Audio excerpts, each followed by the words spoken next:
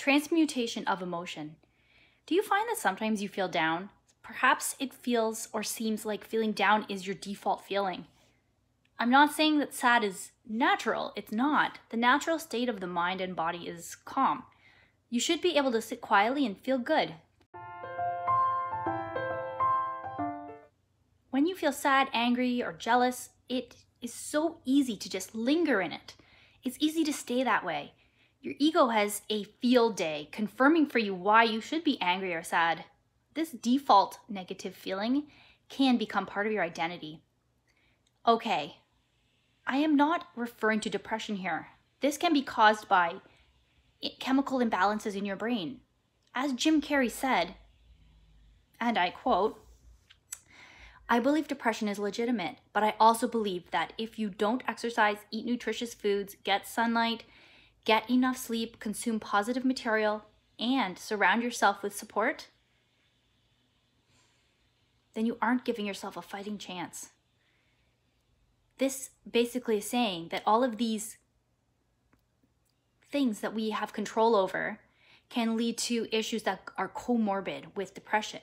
And if we take care of them, we're giving ourselves a better chance. Like I said, it's easy to linger in it. To get past it, we must get over the first hurdle, the ego. Decide that you will feel better and act.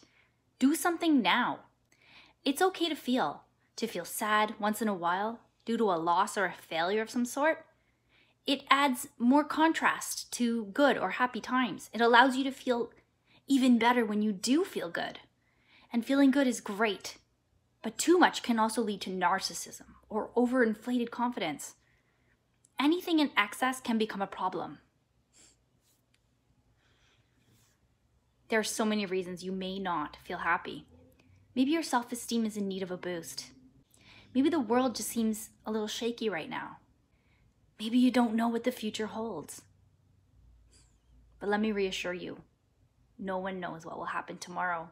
No one knows what will happen tomorrow in the news. No one knows, especially in these times. One thing I can reassure you of as well is that you have more power than you think over your own tomorrow and your own future in general. The first thing you want to do is become more mindful. Stop many times each day and check in with yourself. If you catch yourself in a negative thought pattern or spiral, take note of it. Pay attention to your common negative thoughts. I need to define a term for you. Napoleon Hill used the word transmutation in his book, Think and Grow Rich. He's using the word to describe a process of taking energy and using it for something else. It's the changing of one type of energy to another. As the law of thermodynamics says, energy cannot be destroyed. It can only change from one form to another. And one thing that thermodynamics left out is just how much control we do have over this energy and its form changing. Okay, here's what to do to transmute your feelings into positive feelings.